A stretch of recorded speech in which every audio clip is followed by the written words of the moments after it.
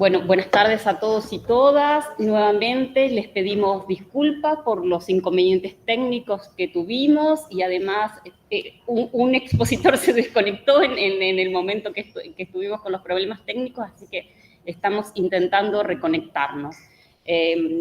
Vamos a dar inicio al panel denominado Informalidad y Estrategias de Supervivencia de la conferencia final del proyecto LADWORK. Les agradecemos a todos los que están presentes aquí en la sala de la Universidad de Campinas. Particularmente agradecemos al Instituto de Economía y al CECIT por albergarnos estos días en el marco de la conferencia final del proyecto. El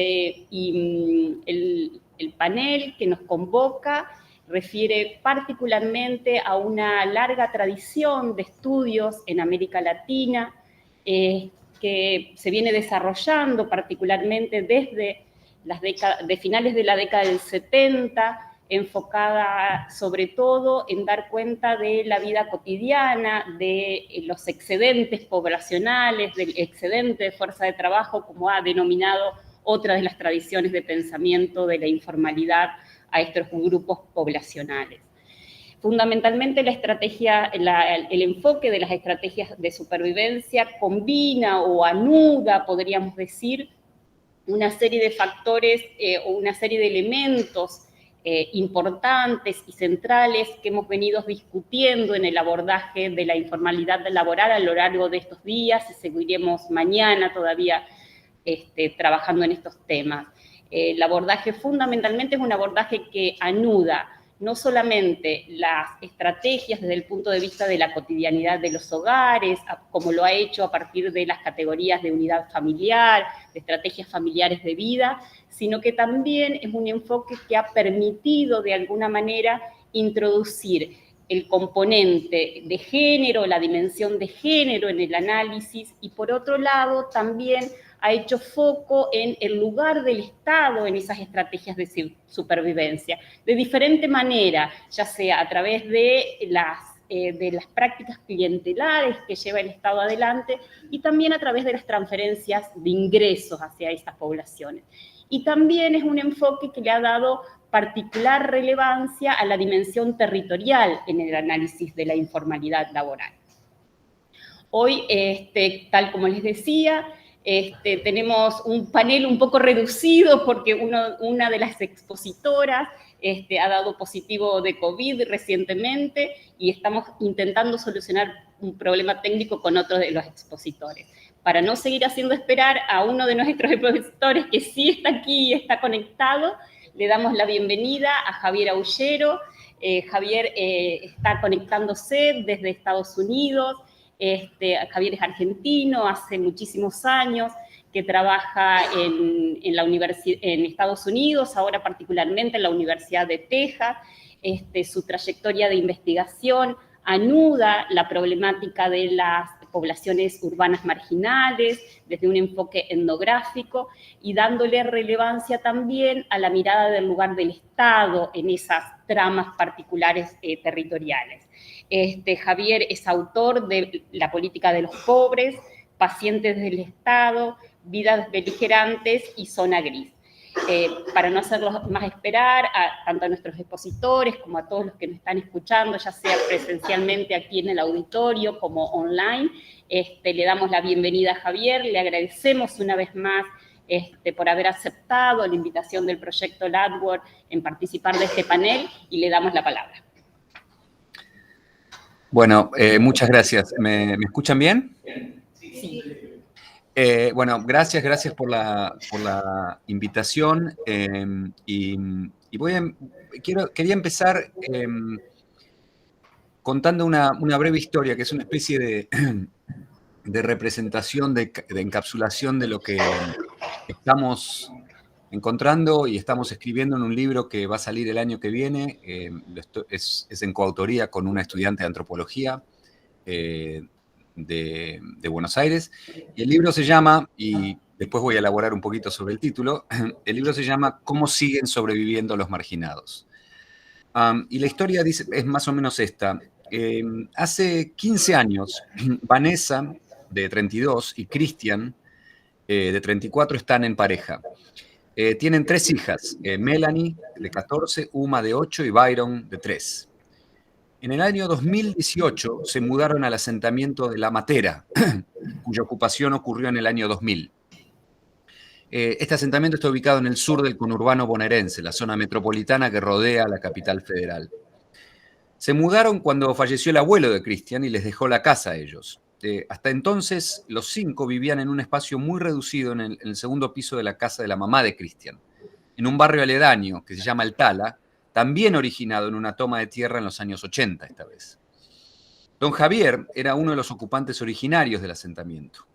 El hogar que hoy habitan Vanessa y su familia fue construido por el Estado en uno de los planes de vivienda obtenidos luego de muchas protestas y de negociaciones en las cuales dirigentes barriales ligados al partido hoy gobernante en Argentina tuvieron un gran protagonismo.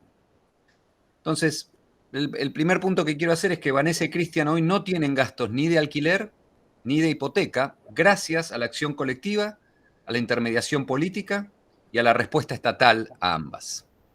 Vuelvo a la historia. Cristian trabaja en un frigorífico y gana aproximadamente 27.000 pesos por mes, sumando lo que recibe de aguinaldo, de vacaciones y de presentismo. Cada mes, Vanessa cobra 10.000 pesos de asignación familiar, que es un programa estatal del gobierno federal por sus 3 hijos, y 800 pesos de una tarjeta, de otro programa que se llama Tarjeta Verde, que es un programa de la provincia de Buenos Aires. La tercera parte del dinero del presupuesto familiar proviene del Estado. Es importante resaltar esto porque buena parte de los hogares de La Matera, de este asentamiento del sur del conurbano bonaerense, recibe una parte de su presupuesto de los programas estatales, programas que cubren solo un porcentaje de los gastos fijos básicos de una familia. 2 veces al mes, Vanessa hace la limpieza en la casa de su abuela, Catalina, a cambio de lo cual recibe 500 pesos por 2 horas de trabajo. Cada 2 semanas, Elena, la tía de Cristian, que trabaja en un comedor del barrio, les da leche, fideos, polenta, arroz, alguna que otra vez aceite. Entonces nombré a la abuela y nombré a la tía de Cristian y de Vanessa, ¿sí? Elena no es la única que colabora con la subsistencia del hogar de Cristian y Vanessa. Como la enorme mayoría de las familias del asentamiento, otros miembros de la familia son parte de una, y esto está subrayado, una red de intenso y necesario intercambio. 1 o 2 veces por semana, Vanessa atiende el negocio de venta de ropa de su hermano, Fernando, a cambio de lo cual él le da algo de dinero para comprar ropa para sus hijos. Su mamá, Roxana, tiene una panadería y Vanessa también trabaja allí, a cambio de lo cual recibe prepizzas y galletitas. Ahora, el esfuerzo de Vanessa para obtener recursos con los que alimentar y vestir a su familia no se reduce a intercambios recíprocos dentro de una red familiar. En los largos meses de la pandemia, durante los cuales nosotros estábamos haciendo trabajo de campo, el sueldo de Cristian se vio sustancialmente reducido y Vanessa comenzó a usar parte de ese salario para invertir en un kiosco. 1.000 pesos para artículos de limpieza, 3.000 para jabón, shampoo, papel higiénico. Si bien ella no asentaba la contabilidad de su kiosco en un libro, conocía el presupuesto en detalle y utilizaba las magras ganancias para preparar las comidas diarias en su hogar. Además de los gastos alimentarios, esta familia, como la enorme mayoría de las decenas de familias con las que hablamos durante los 4 años de trabajo de campo, tiene gastos de internet, telefonía celular y garrafas, el tanque de gas mensual. El gasto más importante de esta familia, además de la comida, lo ocupa la educación de Uma y de Melanie. Un poco más del 10% del ingreso familiar está en principio destinado al pago del colegio parroquial, no estatal, al que asisten sus 2 hijas, que más o menos son unos $30 mensuales. En Argentina siempre hablar de dólar peso es algo complicado, ya ha cambiado varias veces desde que realizamos nuestro trabajo de campo, pero para que se den una idea. Decimos que en principio está dedicado porque Vanessa y Cristian acumulan, como la enorme mayoría de las familias con las que hablamos, una enorme deuda. En el caso de ellos, aproximadamente 33.000 pesos, que van reduciendo cada vez que reciben la asignación familiar de parte del Estado. ¿Por qué remarco esto? Porque como el caso de muchas otras familias, esto nos revela con nitidez una doble verdad. Por un lado, contra lo que suelen creer quienes atacan los programas sociales por ser supuestos productores de vagancia, estos son utilizados por los marginados para pagar una educación en la cual siguen depositando esperanzas de mejoría material, si bien no para ellos, para sus hijos o hijas. Y quiero destacar esto por algo que voy a decir más adelante. Al mismo tiempo, la segunda verdad, y esto es más paradójico, vemos cómo los recursos del Estado fluyen hacia emprendimientos educativos no públicos. En este caso, el dinero de los planes sociales federales sirve para pagar la matrícula en escuelas parroquiales, en los que Vanessa y tantos otros, mi coautora, por ejemplo, contaron y cuentan para asistir a clase con regularidad que carecen en escuelas públicas, en los sectores más bajos de la escala social. Tanto Sofía, mi coautora, como Vanessa y como Cristian, ahora me salgo del tema de los presupuestos del hogar, tanto Vanessa como Sofía, mi coautora, tienen mucho temor diario de volver a sus casas de noche o de salir muy temprano. Temen ser asaltados por lo que ellos llaman los pibes, jóvenes que roban a vecinos con frecuencia en la vía pública y a veces dentro del hogar. Para lidiar con este peligro, Sofía, mi coautora, Vanessa y Cristian tejen estrategias relacionales. Reorganizan sus horarios, se organizan para evitar estar solas en la calle, regresar juntos de la escuela o del trabajo. Esta historia de Vanessa, Cristian y Sofía fueron recogidas durante lo que dije 4 años de trabajo de campo que llevamos a cabo con Sofía, como dije, estudiante de antropología. Sofía tiene una particularidad, que es que nació, se crió y aún vive en el barrio aledaño al asentamiento de La Matera, y donde vive también fue producto de una ocupación de tierras. El título del libro, como dije, se llama, que estamos escribiendo, que estamos terminando y que será publicado el año que viene, ¿Cómo siguen sobreviviendo los marginados? Y hace referencia a esa tradición de la que hablaba Andrea al principio, esa larga tradición que comienza de alguna manera con el trabajo de campo que estaba realizando este año, hace 50 años, más o menos, la antropóloga Larisa Lomnitz, ¿sí?, que publicó el libro Cómo sobreviven los marginados en el año 1975.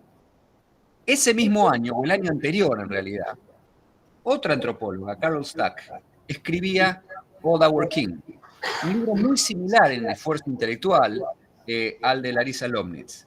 Ambos trabajos lanzaron una agenda de investigación en el rol que ocupan las redes de reciprocidad en las estrategias de sobrevivencia de los pobres urbanos, tanto en América Latina como en los Estados Unidos.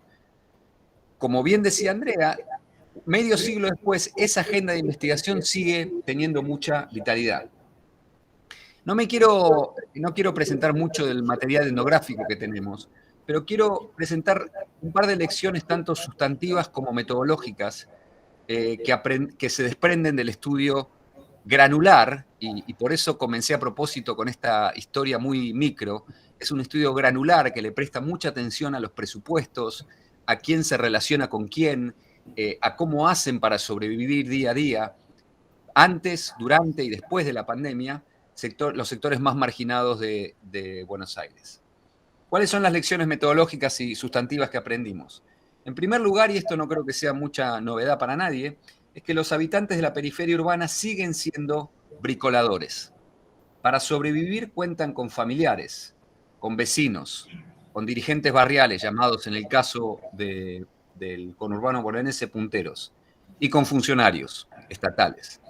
Combinan la ayuda mutua, la asistencia estatal, el trabajo formal e informal, los emprendimientos ilícitos. Fusionan la acción colectiva transgresiva, como es una toma de tierras, con la participación en redes clientelares.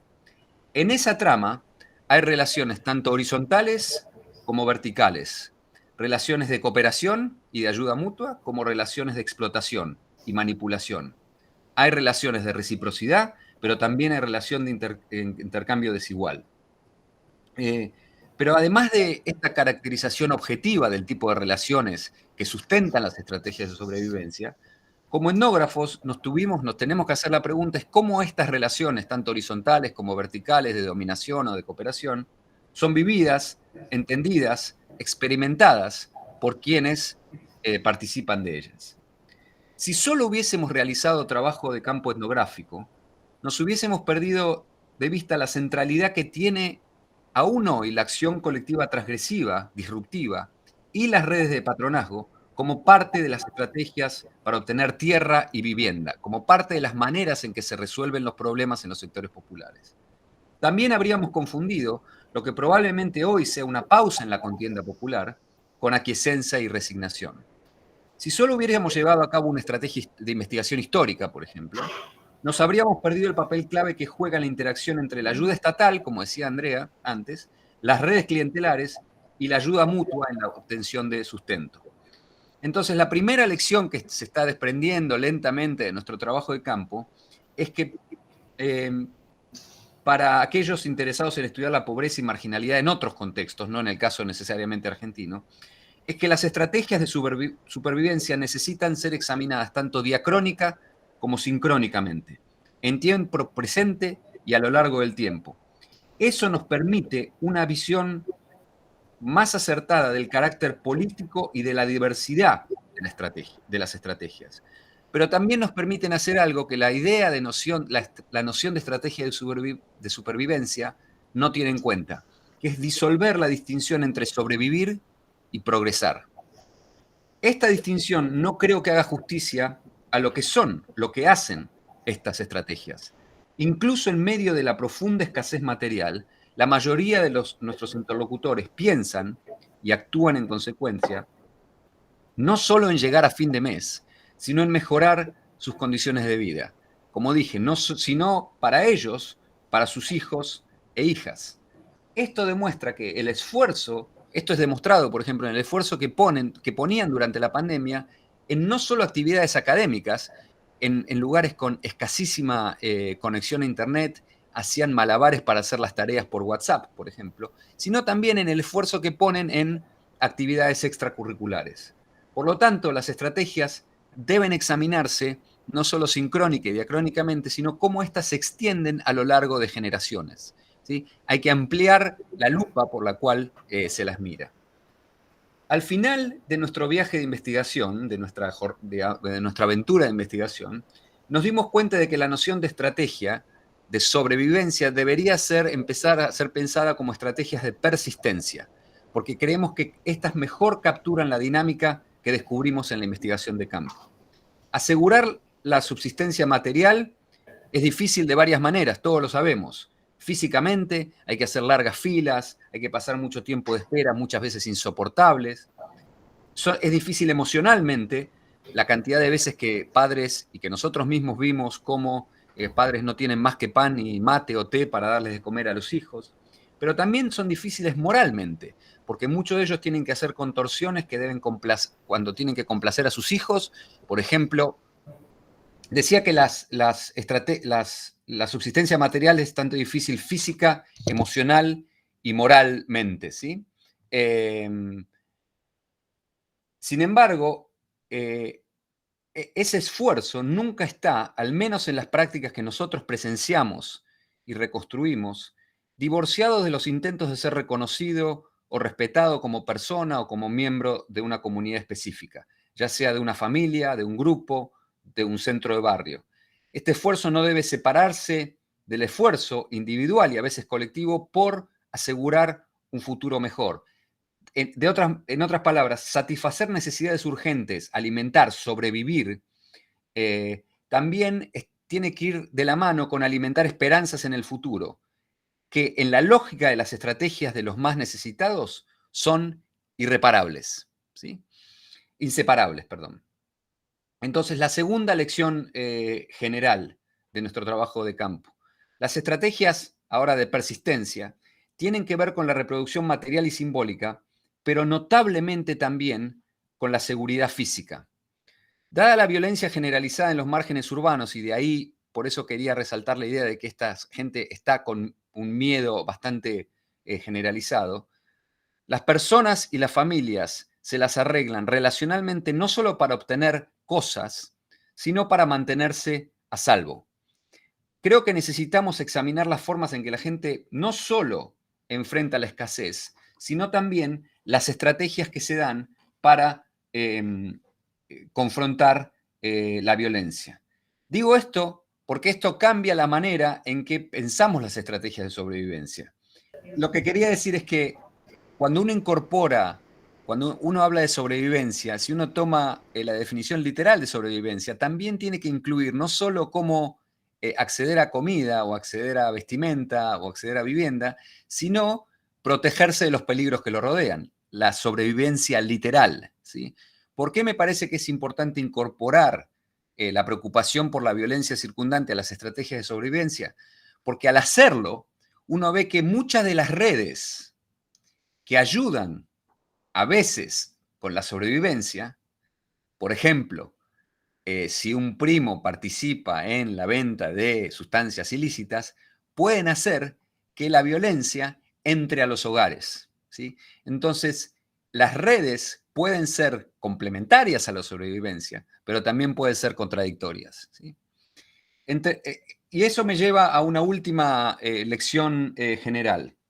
Creo que, y esto creo que estaba bastante claro en el caso de Larissa Lomnitz y de Carol Stack, las estrategias nunca funcionan en el vacío. Como lazos operativos se despliegan en un contexto relacional que está impregnado por otras formas de dominación, a veces directas y otras veces mediadas. En y a través de un conjunto de prácticas, los residentes más marginados construyen estrategias a partir de circunstancias objetivas, inmediatamente dadas en el presente inmediato. Un mercado laboral altamente explotador, una red de seguridad estatal escasa y a menudo deficiente, y un conjunto duradero y altamente extorsivo y manipulador de prácticas políticas. Y concluyo con esto, que no es ninguna originalidad, pero me parece que es importante que nos recordemos esto, recurriendo a una paráfrasis un tanto antigua, pero creo que todavía útil.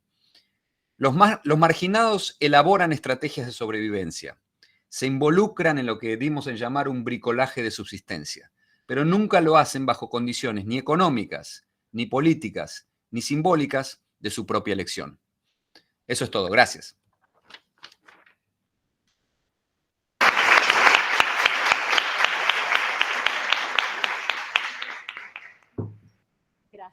Gracias Javier. Disculpen a todos. Preguntas en el chat, en la sala. Yo voy a empezar a hacer una pequeña pregunta. En realidad, más que una, voy a hacerle dos preguntas a Javier de su exposición. Una primera reflexión y pregunta. En realidad me pareció muy interesante esto que plantea respecto de la mirada metodológica de aunar la sincronía y la diacronía en las estrategias de supervivencia. Y en relación a esto, una pregunta muy puntual es si el contexto de pandemia ha introducido algún elemento novedoso en esta diacronía que nos comentó respecto de aquellos elementos que en términos generales detectaron que aparecen de manera frecuente en las estrategias. Digamos, si la pandemia de alguna manera introduce algún elemento novedoso para pensar esta conjunción de la diacronía y la sincronía. Y por el otro lado, en relación a las estrategias de persistencia, como Javier lo denominaba, allí me quedé pensando un poco en cuestiones un poco más estructurales respecto de toda una tradición en Argentina que viene dando cuenta de los procesos de estratificación y de movilidad social, algunas de cuyas investigaciones hacen hincapié en por un lado, los procesos de movilidad social ascendente que se fueron dando no en las clases medias, no en los sectores medios, sino en el medio de la pirámide social durante las últimas décadas, o por lo menos hace unos 8 o 9 años atrás. Pero sin embargo, que esos procesos de movilidad relativamente ascendentes, aun cuando son de corto plazo, conviven con procesos de reproducción en la cúspide de la pirámide y en la base de la pirámide, digamos, cómo se dan esos procesos de reproducción en justamente los sectores más vulnerables y en la base de la pirámide social. digamos, hay toda una tradición que, digamos, estaría planteando eso, que más allá de que en algunos momentos, sobre todo en el último periodo de crecimiento económico en la Argentina, se produjeron algunos procesos de movilidad social ascendente de corto plazo, también eso se da de la mano con la reproducción de la base de la pirámide. Entonces, preguntarle a Javier cómo podemos pensar estas estrategias de persistencia en el marco de estos procesos un poco más generales de estratificación social en términos más generales y más estructurales, podríamos decir. En primer lugar, ¿qué diferencia hizo la pandemia en las estrategias? Nosotros, en realidad, comenzamos este estudio como todos aquí, sin saber lo que se venía, ¿sí? Empezamos un estudio sobre cómo seguían sobreviviendo en el año, a fines del año 2018, ¿sí? Con Sofía, viviendo allí, tomando sus notas de campo, haciendo sus entrevistas. En marzo del 2020 comienza la pandemia y a diferencia de muchas otras investigaciones que yo he hecho o que hacen mis estudiantes o colegas, el propio objeto que estaba bajo nuestra lupa empieza a cambiar muy rápidamente. Y para decirlo de manera muy sucinta, lo que hizo la pandemia, ¿sí? Es empujar a los más necesitados más contra el Estado, ¿sí? Cuando digo empujarlos es la gente empieza a contar más con los recursos del Estado para sobrevivir. Al mismo tiempo, en términos de ver la diversidad de las estrategias, el nivel de violencia pública, al menos en los inicios de la pandemia, como ocurre en muchos otros lugares de América Latina, decrece, pero empieza a crecer, y en esto sí tenemos poca evidencia porque era muy difícil indagar sobre esos temas, empieza a incrementar otros tipos de violencia que ocurren al interior del hogar, ¿sí? Paradójicamente, no sé si es paradójicamente, es paradojal si alguien no está prestando atención a lo que sucede, digamos, pero la enorme mayoría, el 99% de nuestros entrevistados en el asentamiento de La Matera, que es la zona más pobre del pobre conurbano bonaerense, ¿sí? La enorme mayoría notó un mejoramiento en su calidad de vida en las últimas 2 décadas. A pesar de que todos los indicadores hablan de un empobrecimiento, ¿sí? ¿Y por qué hay que contextualizar esto? Hay que contextualizarlo en el sentido de que ahora tienen una casa propia y en el año 2000 no la tenían, ¿sí? Entonces, todo lo ven como mejora. Si uno pone la medida en marzo del año 2000, ¿sí? Que es cuando toman la tierra, ellos no tenían piso de cemento, no tenían paredes de material, no había veredas, no había nada, ¿sí? Hoy pueden decir que es un barrio más o menos integrado a la trama urbana, ¿sí? En términos de infraestructura han mejorado, ¿sí? En términos de trabajo, siguen siendo, como lo eran hace 20 años, parte de lo que hablando de argumentos estructurales, llamaba la masa marginal, ¿sí? Si hay algo en algo que esa discusión entre Nun y Cardoso, digamos, ya que estamos aquí, podemos reavivarla. Si hay alguien que demostró que tenía razón y que anticipó mejor lo que iba a suceder, fue Nun. Decía, esa masa no solo se iba a incrementar, sino que iba a ser expulsada directamente del mercado de trabajo. Toda esta gente la enorme mayoría, es parte del mercado informal, ¿sí? Mercado informal, ilícito, ¿sí? Entonces uno en realidad ve, lo que vos decías, Andrea, es reproducción de la pobreza con eventuales salidas individuales, ¿sí? Sería y termino con esto, sería muy necio de mi parte desconocer la trayectoria de mi propia coautora, ¿sí? Alguien que es hija de empleada doméstica, ¿sí? Y de alguien que trabaja como camionero, hoy está terminando su licenciatura en la Universidad de Buenos Aires, ¿sí? Y parece ser como una trayectoria de movilidad social ascendente, al menos en términos de credenciales educativas, frente a la mamá y el papá que no terminaron la escuela secundaria. ¿sí?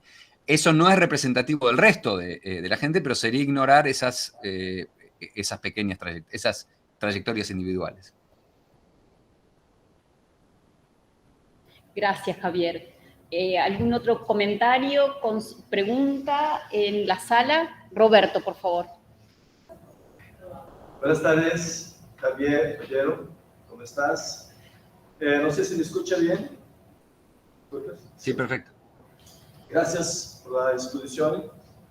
Es muy interesante, es una temática que es muy interesante para nosotros que estudiamos el tema de la informalidad del trabajo precario en América Latina, en Brasil y en América Latina. Esta perspectiva que ha sido introducida por los estudios clásicos sobre el tema de las estrategias de sobrevivencia es una óptica, es una visión, una perspectiva muy interesante porque va allá de las visiones más estructurales, más generales de los cambios, de las transformaciones de los cuales vivimos en la región y se involucra de la vida cotidiana de las personas. Entonces es muy importante. Sobre esto me quedó muy curioso de entender mejor, no sé si puedes presentar de manera más sistemática sobre, en términos comparativos, si observamos, por ejemplo, el tiempo del estudio de Larissa Lomnitz, de los 70, en México, etc., en América Latina, y ahora se puede decir que hubo cambios muy importantes desde el punto de vista de las estrategias de sobrevivencia y de resistencias. ¿En qué sentido? ¿En cuáles puntos fundamentalmente? Claro que hubo transformaciones estructurales, ¿no? Entonces, las estructuras de oportunidades de generación de ingreso y trabajo cambiaron mucho. Entonces, como esto repercutió en términos de las estrategias de sobrevivencia. Entonces, y una consecuencia o una secuencia de esta pregunta hago también sobre el tema específico del trabajo digital. Y me pregunto sobre en qué medida el trabajo digital, los aplicativos, la computadora, todos los medios digitales, etcétera, en qué sentido estas cosas cambiaron las estrategias de sobrevivencia. Uh-huh. Y un aspecto más específico aún es sobre el tema del trabajo autónomo. Porque en el tiempo de Lomnitz, en los 70, etcétera, el trabajo autónomo es un trabajo que depende fundamentalmente de la iniciativa de las personas y de su familia y de sus redes. Y parece que la novedad que el trabajo digital, la era digital introduce con el capitalismo de plataformas, si podemos hablar así, es que la autonomía es muy relativa. O sea, los trabajadores definidos como autónomos son autónomos en la medida que necesitan de tomar iniciativas para construir estrategias de sobrevivencia, pero las posibilidades, las oportunidades son creadas por las empresas, los medios digitales de articulación de las oportunidades de relaciones de servicio de los clientes y los consumidores. Entonces, se puede hablar un poco más de esas cosas. Uh-huh. Si hay visto cosas así en tu estudio empírico, por favor, gracias. Bueno, antes que nada, muchas gracias por las dos preguntas. En relación a la primera, hay dos diferencias fundamentales. Si uno quiere hacer una, digamos, caracterización un poco simplificadora de las formas en que se estudian las causas de la pobreza, uno puede decir, bueno, hay causas económicas y causas políticas. Es el mercado y es el Estado. En ambas dimensiones, el contexto en el que realizó el estudio Lomnitz y el contexto actual son muy diferentes.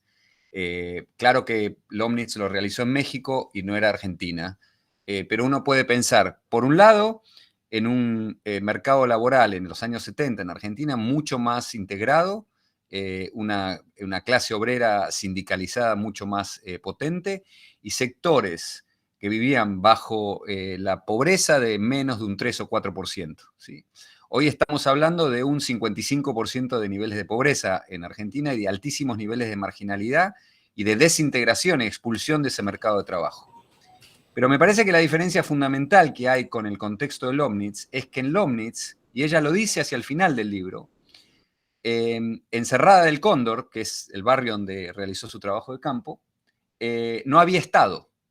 El Estado estaba absolutamente ausente. ¿Sí? Me parece que es un error caracterizar, como hacen algunos, digamos, en América Latina de hoy, hablar de barrios carenciados con ausencia del Estado. El Estado está penetrando la vida cotidiana de los sectores populares, al menos en Argentina, de distintas maneras. Con la escuela, mala, pero escuela al fin, con centros de salud, sin recursos, pero centros de salud al fin, con una innumerable cantidad de programas estatales de asistencia, cosa que hace no solo distinto al contexto de 70, sino al contexto en el que yo realicé mi primer trabajo de campo en una villa del Gran Buenos Aires llamada Villa Jardín. Y esto era a mediados del año 95, ¿sí? Donde literalmente el Estado no estaba. Pero además está muy presente en su faz punitiva, ¿sí?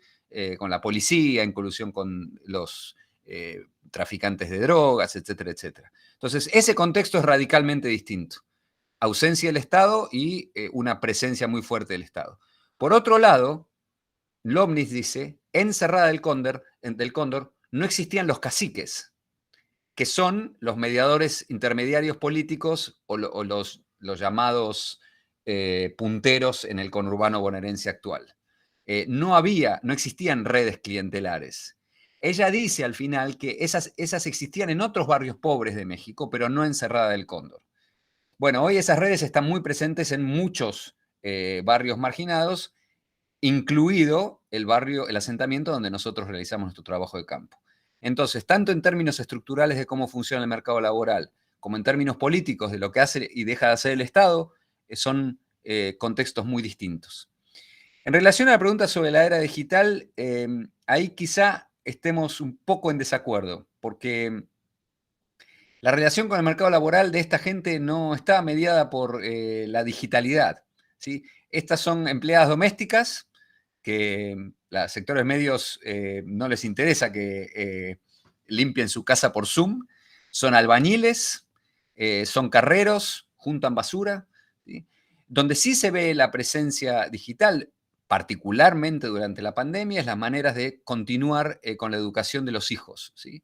De manera muy, muy, muy precaria. Y al mismo tiempo, el uso de redes para acceder a comida más barata, ¿sí? La cantidad de veces que nosotros estábamos haciendo entrevistas y llegaban ofertas de budines o de verdura por WhatsApp es innumerable, ¿sí?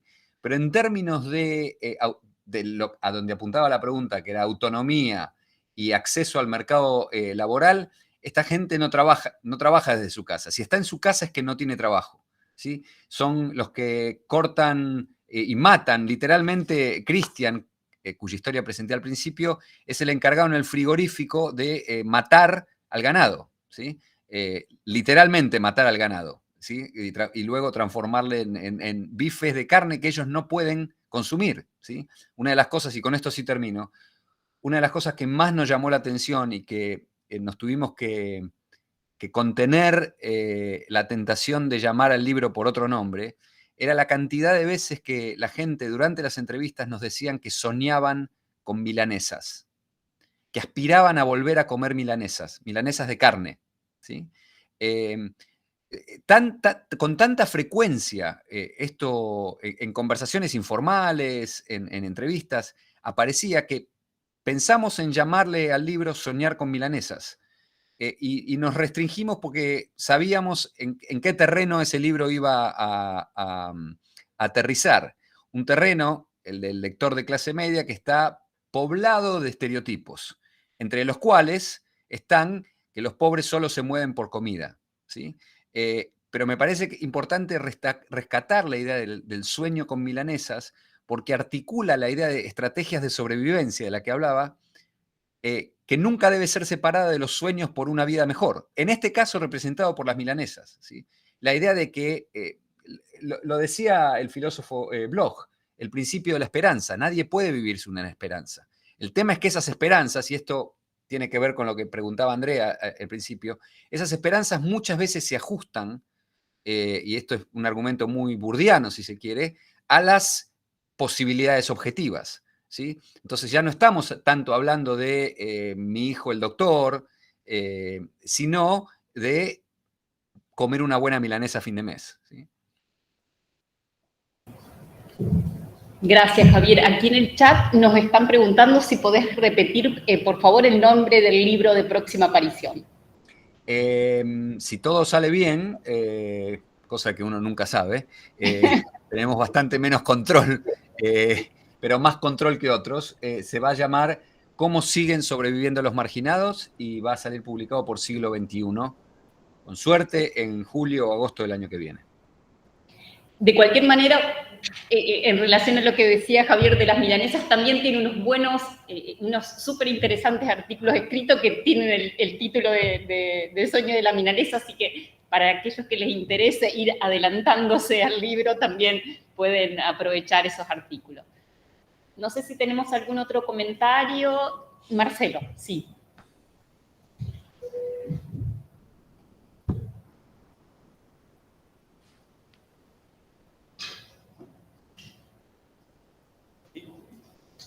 Sí, sí. Olá, Javier. Olá. Gusto falarte. Eu gostaria de perguntar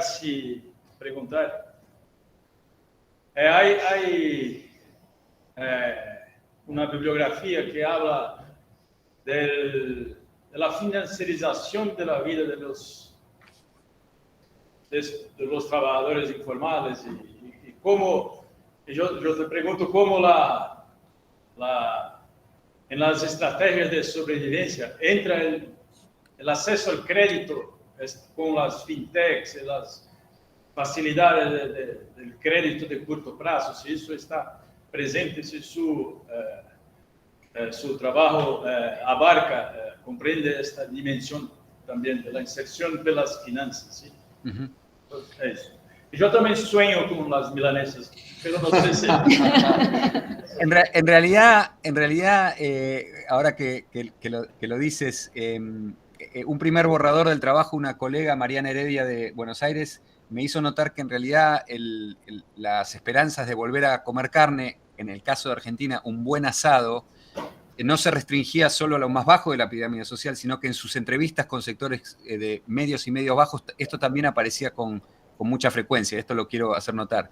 Y justamente un colega de ella, Ariel Wilkis, es quien trabaja mucho sobre el tema de la financiarización y de endeudamiento de sectores populares, y esto aparece muy claro en el caso de nuestros entrevistados, porque todo el mundo vive con deuda con tarjetas de crédito y vive con deuda con todo. Por eso planteé intencionalmente la idea de la deuda con la escuela, no solo para demostrar que el Estado está, probablemente sin saberlo, si es que uno puede imputar una intención al Estado, sin saberlo canalizando dinero al sector privado, sino que también buena parte de nuestros entrevistados lo que hacen es se endeudan y después pagan la deuda con la primera vez que cobran el plan social o su ingreso, o juntan, como me decía, como nos contaba alguien que junta cobre, cuando cobra, paga esas deudas. Entonces aparece con menos frecuencia la idea de estar endeudado con tarjetas de crédito, ¿sí? Hay en algunos casos una intención muy, si se quiere hablar de una intención muy intencional, pero es una intención de no tener ese tipo de deudas, pero sí es parte también de cómo funcionan las redes de reciprocidad, que todos se deben con todos, ¿sí? Porque así funciona la reciprocidad, es deuda diferida, si se quiere, ¿sí? Pero sí aparece mucho eso. Lo que no aparece es lo que mi colega Daniel Friedman habla de más el juego financiero, la idea de reservar una parte, de sacar algo del dinero de la satisfacción de necesidades inmediatas para ver qué pasa con ese dinero, porque no hay sobrante de eso, ¿sí? Pero en términos de la presencia de la deuda, es algo que aparece de manera muy, muy frecuente. Gracias. ¿Algún otro comentario, pregunta?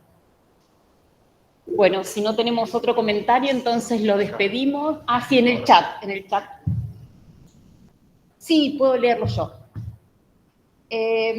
Javier, una pregunta, un comentario, una pregunta que tenemos aquí en el chat. Si podrías hablar sobre el concepto de precariedad que anteriormente era utilizado como una excepción y hoy, como dice la antropóloga Angela Piag, es una condición de nuestro tiempo.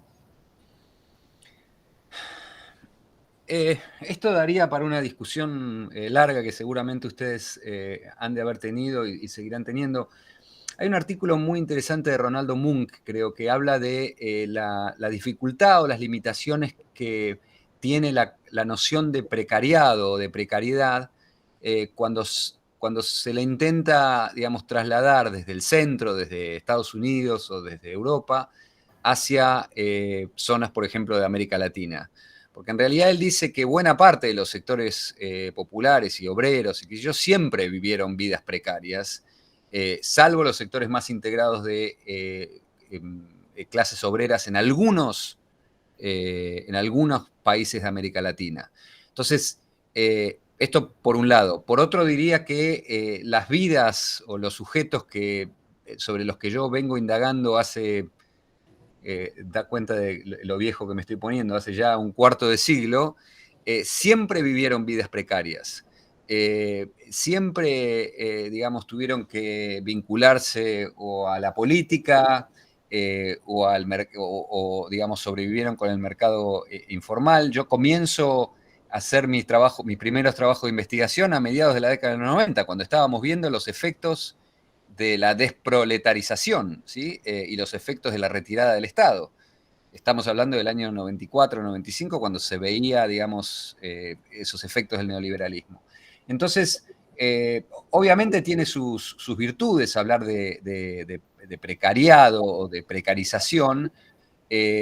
Yo tendría cuidado y contextualizaría mucho históricamente, como estoy tratando de hacer con el tema de estrategia de sobrevivencia, porque en el caso de sectores marginados, como los que hablaba Lomnitz o Stack, o yo mismo en este caso, estas siempre han sido vidas precarias, en el sentido de inciertas e inestables, ¿sí? ¿Algún otro comentario, consulta? Bueno, si no tenemos otro comentario, nuevamente agradecerle a Javier, nuevamente pedir disculpas por el cúmulo de problemas técnicos que hemos tenido. La condensación de los problemas técnicos fue el panel de hoy. Lo despedimos, agradecemos infinitamente y también agradecerle también por desde mi punto de vista, además del tema específico que abordó, que es lo que le pedimos, que nos interesaba discutir y debatir, esta interesantísima clase de transdisciplina que nos dio, porque verdaderamente su exposición anuda componentes del mercado de trabajo, más estrictamente económicos, con cuestiones clásicas de la sociología y con una mirada particular del rol del Estado, que no es una mirada que en términos generales se realiza desde la ciencia política, lamentablemente, que piensa más el accionar del Estado, desde los grandes aparatos del Estado, y no de la presencia casi reticular que el Estado tiene en los territorios. Entonces, en ese sentido, creo que también la exposición de Javier es sumamente valiosa para los que venimos de la ciencia política, para pensar la política y lo político desde otras formas que no son desde la perspectiva de las grandes formas y el gran aparato de funcionamiento del Estado. Les agradecemos a todos, lo dejamos a Javier ir a almorzar, que es la hora del almuerzo por allá. Agradecemos a todos, a los que están participando aquí en el auditorio de manera presencial y a todos los que se conectaron también de manera online. Muchas y gracias. un último pedido de la profesora Laísa Bramo, que perdió sus anteojos, entonces le pedimos si alguno lo vio, lo encuentra, por favor avisarnos. Agradecemos nuevamente a todos y todas. Gracias, Javier. Gracias.